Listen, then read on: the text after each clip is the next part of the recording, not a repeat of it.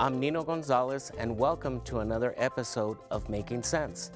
Well, in the past, I have discussed about obtaining your credit report and doing some credit monitoring, and I even did a show on identity theft. But I'm going to take some time to show you some sample credit reports and how to read them. Most of them look the same with a little bit of different format from the three credit bureaus. And as I mentioned before, the three credit bureaus are Experian, TransUnion, and Equifax. We're going to be taking a look at some examples with, and the one I'm going to start off with is with Experian. But once we take a look at one and we take a look at some others, they all seem to follow the same format. And a lot of us really don't know what is included on our credit report or what even one looks like. In the past, we used to basically fill out a form. We would even mail it in, or we would call and they would mail it to us. And that option is still available. But now, with the use of the internet, we can have access to that credit report instantly. So let me show you what an example of a credit report looks like. Here I have an example from Experian. And as you can see, this was designed online, and this is the index, and that index takes you to different sections of the credit report. Now, one important thing to remember is that no matter who you get it from, you're going to have a report number. And that report number is important in case you need to contact the credit bureau and dispute anything or correct any negative information. As I told you, you do not need to spend money on someone to help you fix your credit report, because there really is no fix unless there's something that doesn't belong to you. Otherwise, you can do that yourself. So if we take a look at this, then what's going to follow, this is a report date. That's the date that it was generated. And as we go down, you're going to see here potentially negative items. So these are the items that are affecting your credit score in a negative manner. And what's included in here are judgments against you. For example, lawsuits, anybody that has sued you, child support, tax liens, anything that has been brought up into court, it can be reported here on the credit report. And as we take a look here, this is from the Main County Clerk, and it was a civil claim that was paid, and the claim amount was for $200. So this comes from public records, and yes, that does show up in your credit report if you have been sued and you're potentially liable for some money. Now, these are also items that appear as negative. So here we have some credit items. Here we have ABCD banks, and it's an installment loan. So an installment loan is a loan that you're paying on a monthly basis for a period of time. So for example, your car loan, your mortgage, those are installment loans. So that's different than a revolving loan, and we'll take a look at some of those. And a revolving loan is basically your credit cards. So if we take a look back at this, it was an installment loan that was for 12 months, and this is when it started reporting and when it was open. And as of now, nothing is owed and there is no balance. But why did it get reported here under negative? Because it was paid, but for a payment, it was past due 60 days. So that is shown as a potentially negative item, even though it has been paid because you were late on a payment for 60 days. And as I scroll down through this report, here we have an account that was on collections. So here is Main Collection Agencies, and it was for a cable bill. And it's also an installment because you're paying it on a monthly basis. And now nothing is owed. Well, excuse me, something is owed, which is $95. But here, the person who this belongs to put a statement there that this item is being disputed by the consumer. So if you feel you are in error and you're trying to correct something, especially with a cable company in this situation, you can put a note there to let creditors know that you are disputing this item and that you're not agreeing with the amount that is owed, or maybe you don't owe it. But until that clears up, it is going to stay on your credit report until the cable company takes it off your record. After that, then we have the accounts in good standing. So these are the accounts that you have paid on time and are current. So here we have an automobile auto finance. Again, this is for 65 months. So that's the term of the loan. It's also an installment. And this is what you finance that vehicle for, $10,355. And it also shows the recent balance as of the date the report was run. And it also shows them the monthly payment and who is responsible for that bill, which is individual. Sometimes it could show joint. For example, if you and your spouse open up an account or you have a co-signer, that would also appear there under the level of responsibility. So that's an installment loan that is in good standing. So that means all the payments have been received on time. Here we have another one. It just says main, and it was revolving. So I mentioned before that revolving is a credit card account. So a credit card account, and here it is closed, never late. So this account has been closed, but it'll still appear on your credit report for a period of time, usually about 7 years after the closing date. And it even tells the creditors what the high balance was, what is the most you've carried. In this situation was $3,228. And of course, since it's closed, the balance now is 0, and the responsibility is also individual. And it also gives you the date open and when it was closed. So this one was open in 1997. So one of the questions I get asked is, if I pay off a credit card, should I close it? And my answer is no, because the longer you have a credit card open, even though you don't have a balance, that counts favorably towards your credit score. And in addition, if you close that account, you're going to lose that credit availability in case when they determine your credit ratio, which means how much in debt you are with the amount of available credit you have. So if you close an account that, let's say it's for $10,000, well, then that $10,000 credit limit is going to go away, and your credit use ratio could go up, which means you could be overextended. So the longer an account is open, and as long as it's in good standing, I would suggest you leave it open, even if you don't carry a balance. And here it says why it was closed. The account was closed at the consumer's request. So as we scroll down, then we have our inquiries. And this is requests for your credit history, requests viewed by others. And what are those? Those are what we call hard inquiries. That's, for example, when you apply for a loan, when you apply for a credit card, they're going to check your credit report. And that's what we call our hard inquiry. Now, are they going to check all three? No, they'll probably check one of them, either Experian, Equifax, or TransUnion, depending on who that creditor subscribes to. But here, for example, we have that Home Sale Realty accessed our credit report. And it was a real estate loan on behalf of so-and-so, and this inquiry is scheduled to continue on record until 8/2014. Usually, hard inquiries last for 2 years on your credit report. Here's another one, M&T Bank, permissible purpose. This inquiry is scheduled to continue to be on record until 3/28. So these are companies that have checked your credit report. Western Funding, permissible purpose. What does permissible purpose mean? That means you've given them the authority to check your credit report because you're opening up an account on them.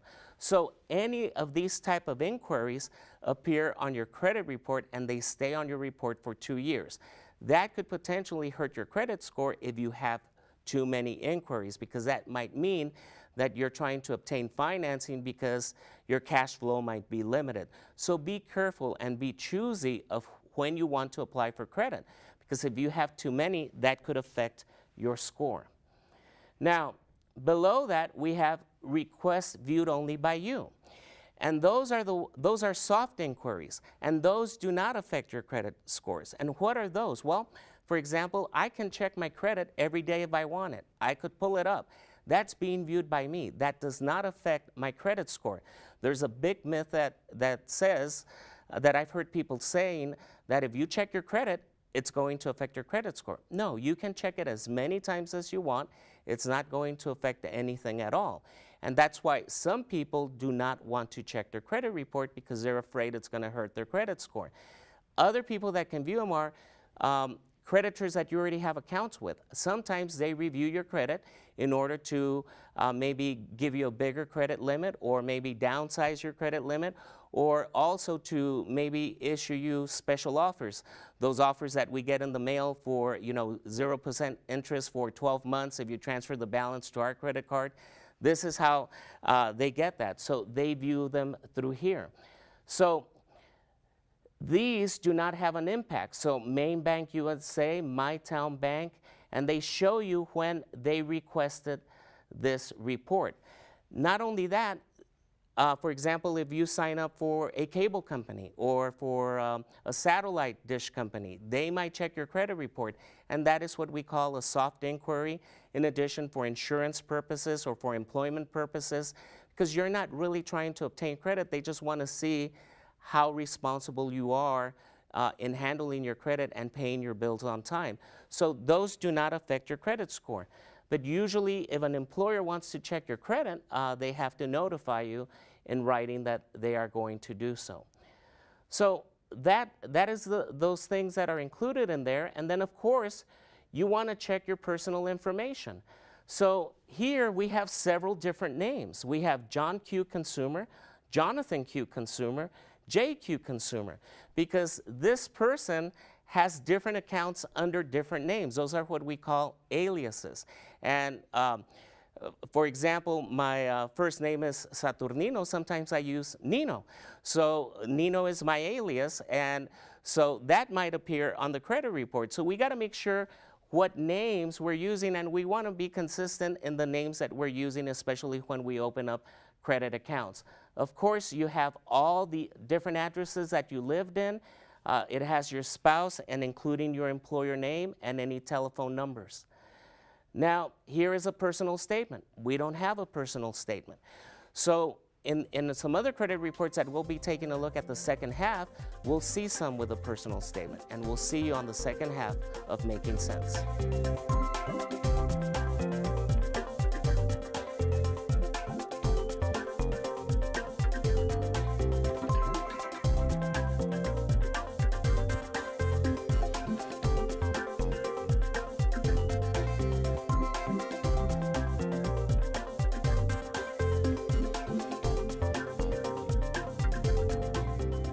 Hi, welcome to the second part of Making Sense.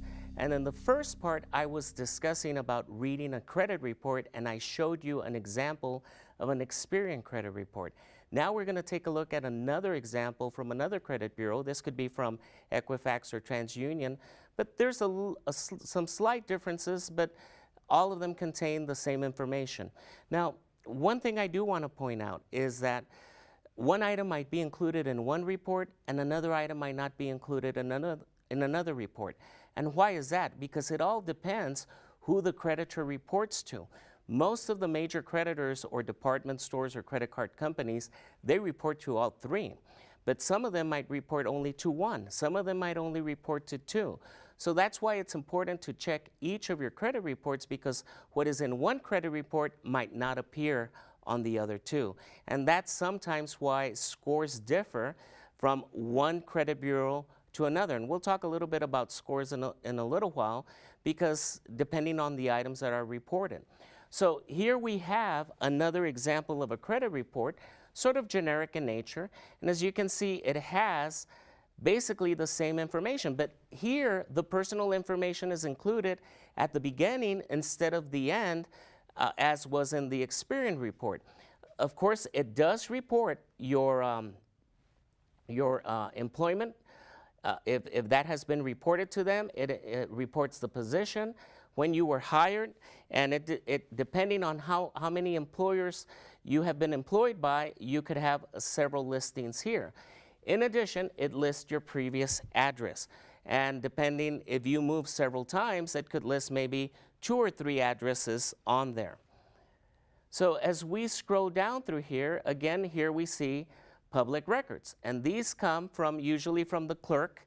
from the municipal clerk or the city clerk or the county clerk that reports these to credit bureaus. So in this case, this was a civil judgment. It was through the municipal court, and the amount of the judgment was $1,089. And then it gives you an estimated date when this will be removed.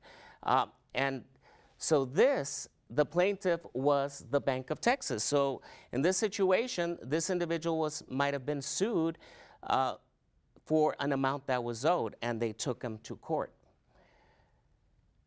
Then the next section, as we saw in the previous one, is we have adverse accounts, potentially negative items. So as you can see, this one went into collection, and the original creditor was Sears, and the original balance was $243.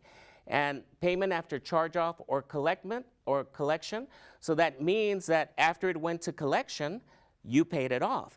But that's still going to appear on there, but at least it shows that you took responsibility to pay it off, but that will still show on your record for about 7 years.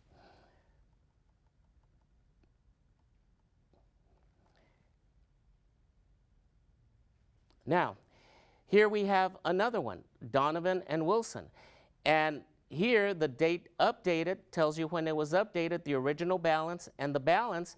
But look at here, it says pay status, 120 days past due, a revolving account. And whenever we see a revolving account, that means it's a credit card, some type of credit card like that.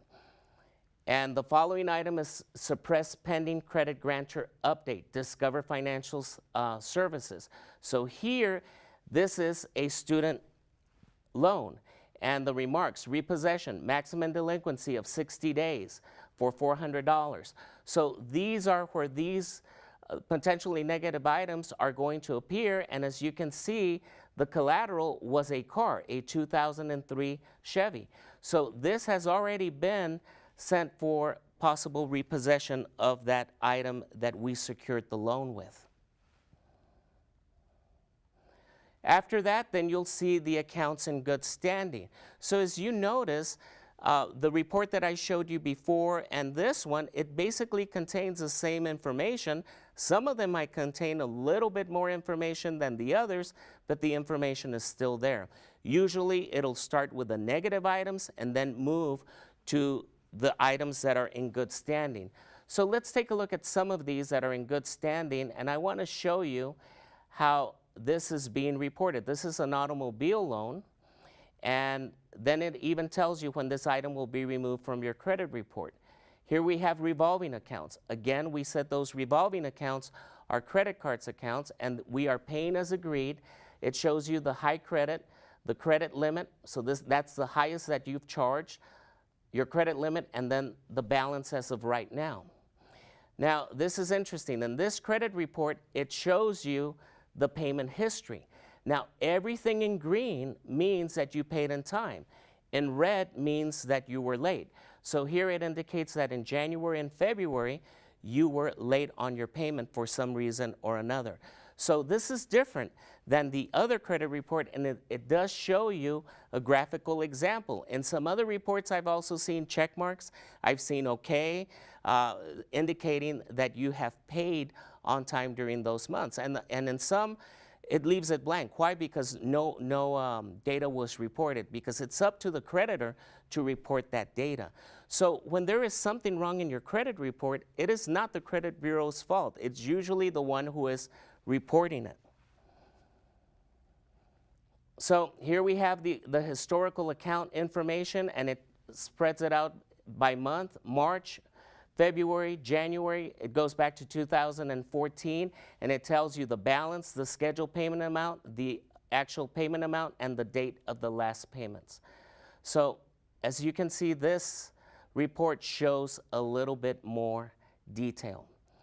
Now, these are your requests, and those requests are the hard inquiries. Those were initiated because you were asking for a loan, or you applied for a credit card. So these are the ones that were initiated by you. And as you can see, there's three. We have Caltech Employee Federal Credit Union, Sunshine Apartments.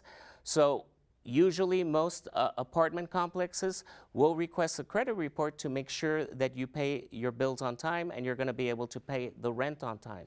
So these are requests that you have initiated. And here under that apartment, it says tenant screening. They're screening you for potential, a potential tenant for their apartment complex. Now, in this one, it does have a personal statement. And as I mentioned in previous shows, you can make a personal statement to discuss some potentially negative items that are in your credit report that can't be removed. For example, maybe there was an illness in the family, maybe there was ID theft, a death in the family that set you back. You can explain yourself in that situation to maybe give some validity to why you have some potentially negative accounts. So here it says ID security alert, fraudulent applications may be submitted in my name or my identity have been used without my consent.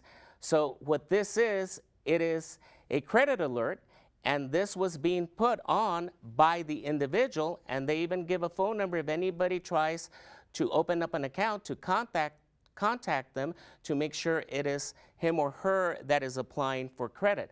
And it tells you that this stays on record for 90 days, and when it started, and it will last for 90 days. And we can extend that for an additional 90 days if we feel that our identity in some way or another has been stolen, either through, it could even be as simple through somebody hacking into a vendor system and stealing some of your data.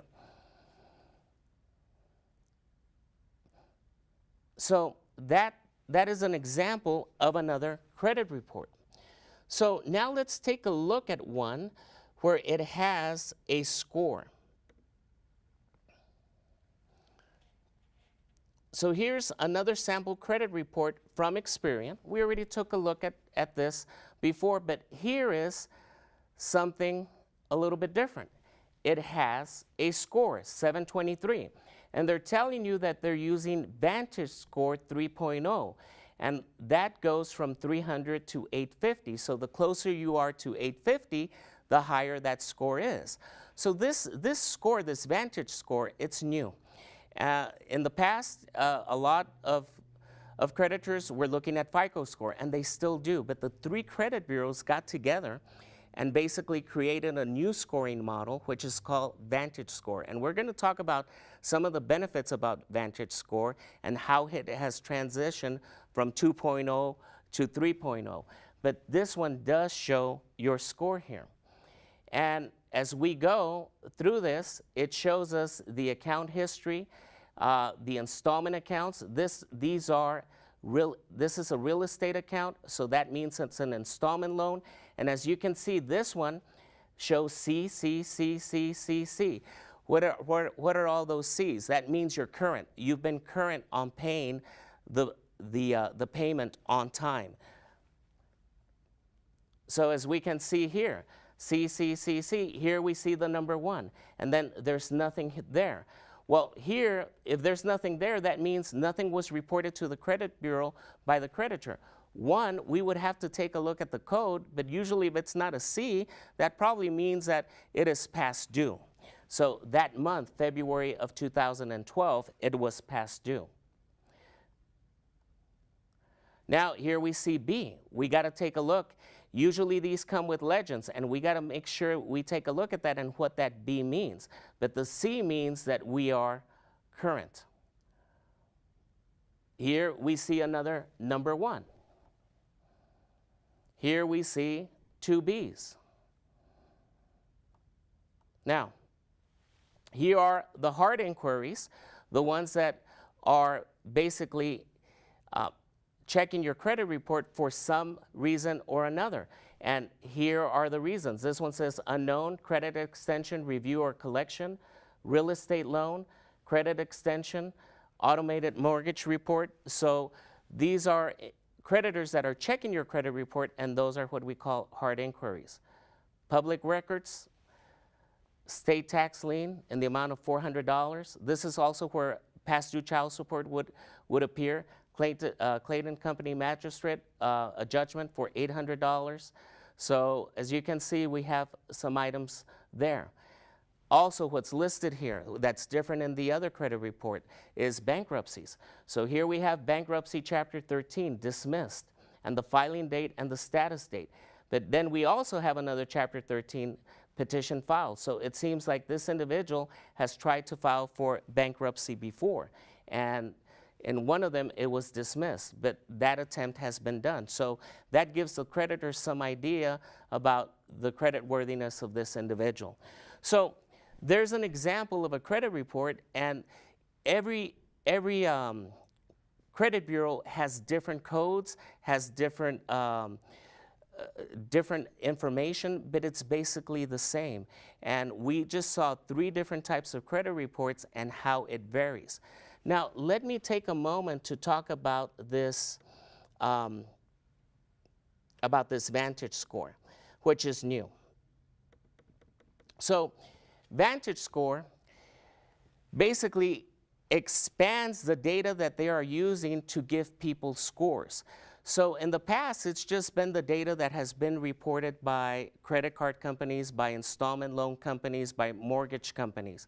But now they're taking a look. If anybody has reported to your credit bureau, then they're going to take that into consideration. For example, the apartment complex you're living in. If they're reporting payments that are being made and they're being made on time, that can be included in there. Utility companies, cell phone companies. We might be taking a look at cable companies. So some of those might be reporting to the credit bureaus, and they're taking that into consideration. FICO does not.